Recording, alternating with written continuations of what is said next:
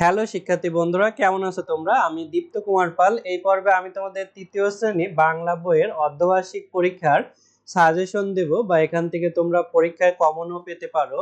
আমরা প্রথম পর্ব আলোচনা করেছি, এটি আমাদের বাংলা সাজেশনের দ্বিতীয় পর্ব।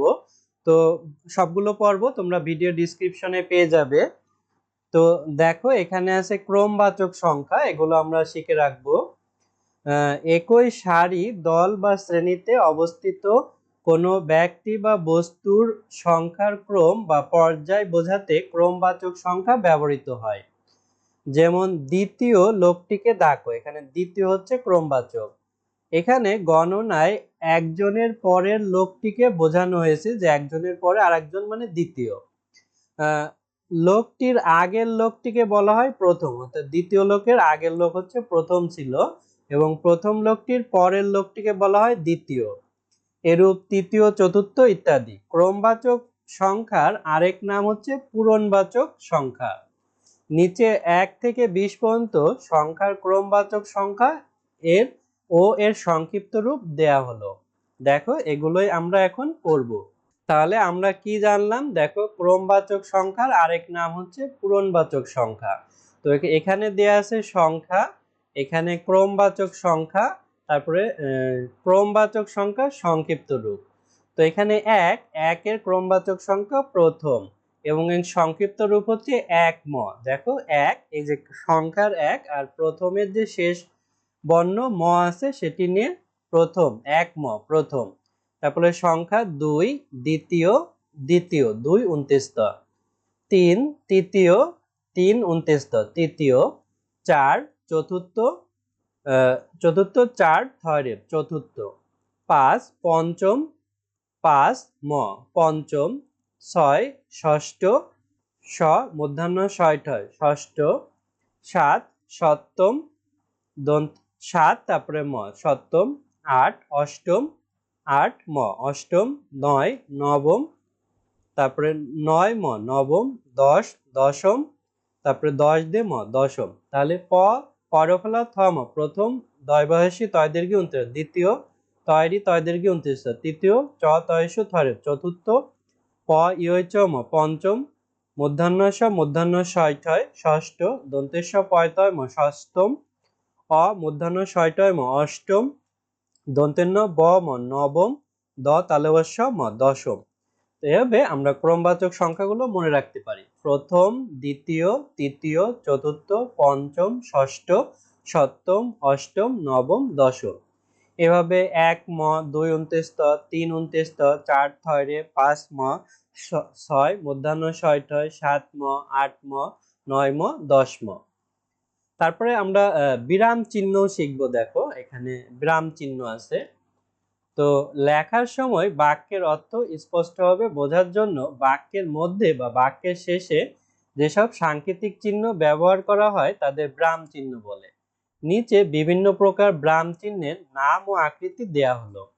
যেমন বিরাম চিহ্নের নাম এবং আকৃতি এখানে দেয়া আছে। তো এগুলো আমরা দেখো একটু পড়ি। তো এই যে আমরা একটা আকৃতি দেখতে পাচ্ছি, এটাকে বলা হয় কমা। তারপরে এই যে কমার উপর ফুল স্টপ এবং কমা দিলে এটাকে বলা হয় সেমিকোলন। তারপরে এই যে একটি দাগ দিলে এটা দাড়ি বা পূর্ণচ্ছেদ। তারপরে এই যে জিজ্ঞাসা চিহ্ন বা প্রশ্নবোধক চিহ্ন। তারপরে একটি দাগ দিয়ে নিচে ফুটা দিলে এটাকে বলা হয় বিস্ময় চিহ্ন। তারপরে এই যে দুইটা ফুটা মানে হচ্ছে কোলন। তারপরে বিয়োগ চিহ্নের মতো হচ্ছে ড্যাশ। তারপরে এই যে কোলন, তারপরে ড্যাশ দিলে হয় কোলন ড্যাশ, অর্থাৎ এখানে কোলনও আছে এবং ড্যাশও আছে, এই দুইটা মিলে কোলন ড্যাশ হয়েছে। তারপরে এই যে মানে এই যে কোলন, এই যে ড্যাশ ছিল, ড্যাশের থেকে ছোট হইলে সেটাকে বলবো হাইফেন। তারপরে উপরে, অর্থাৎ উপরের দিকে কমা থাকলে বলবো ইলেফ বা লোপ চিহ্ন। এভাবে কমা দুইটা দুইটা করে থাকলে তাকে বলবো উদ্ধরণ বা উদ্ধার চিহ্ন। আর ছোট একটা বিন্দু অর্থাৎ ফুল স্টপের মতো থাকলে ইংরেজি বিন্দু বলবো। তারপরে এগুলোকে বন্ধনী বলা হয়, অর্থাৎ ব্রাকেট বা বন্ধনী চিহ্ন। এটা প্রথম বন্ধনী, দ্বিতীয় বন্ধনী, তৃতীয় বন্ধনী।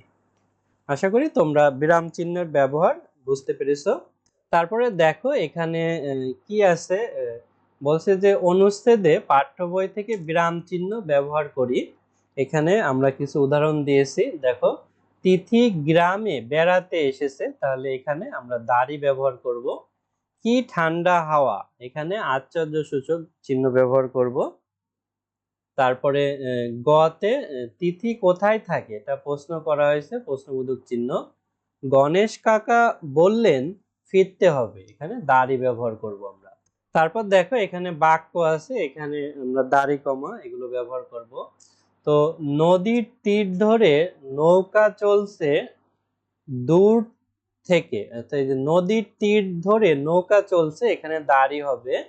দূর থেকে দেখা যাচ্ছে মসজিদের মিনার, এই যে এখানে দাড়ি হবে।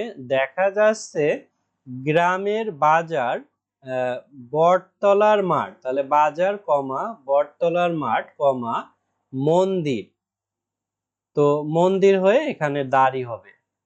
3 নম্বরে দেখো দুঃখের কথা কি জানো, এখানে প্রশ্নবোধক চিহ্ন হবে। এত সুন্দর সুন্দর নদী, এই যে এখানে এখানে বিস্ময় চিহ্ন হবে, কিন্তু এদের পানি দূষিত হয়ে পড়েছে, তাহলে এখানে দাড়ি। আমরাই নদীতে পলিথিন আর ময়লা আবর্জনা ফেলছি, তাহলে পলিথিন আর ময়লা আবর্জনা ফেলছি, দাড়ি। নদীকে নোংরা করছি, দাড়ি। 4 দেখো কেউ অংশ নেবে দৌড় প্রতিযোগিতায়, তাহলে এখানে দাড়ি। কারো পছন্দ দড়ি লাফ, এখানে দাড়ি। নোমান স্যার জিজ্ঞেস করলেন তুমি কি করবে রাশেদ, নোমান স্যার জিজ্ঞেস করলেন, এখানে কমা তুমি কি করবে রাশেদ। তো তুমি কি করবে, এখানে প্রশ্নবোধক চিহ্ন। রাশেদ বলল, দেখো রাশেদ কি বলল, এখানে কমা অঙ্ক দৌড় ও মোরগ লড়াই করব। তো এই যে দেখো এই বাক্যগুলোর নিচেই কিন্তু উত্তরে এগুলোর উত্তর কিন্তু দেয়া ছিল। তো বন্ধুরা আজ আমাদের ভিডিওটি এ পর্যন্ত। এর পরের ভিডিওতে আমরা বাংলা সাজেশন হিসেবে রচনা পড়ব। আশা করি পরের ভিডিওটিও তোমরা মিস করবে না, এজন্য আমাদের চ্যানেলটি লাইক কমেন্ট এবং সাবস্ক্রাইব করে রাখতে পারো। আশা করি তোমাদের সাজেশনটি ভালো লেগেছে, এভাবে পড়লে তোমরা পরীক্ষায় কমন পাবে এবং পরীক্ষা অনেক ভালো করবে। ধন্যবাদ তোমাদের।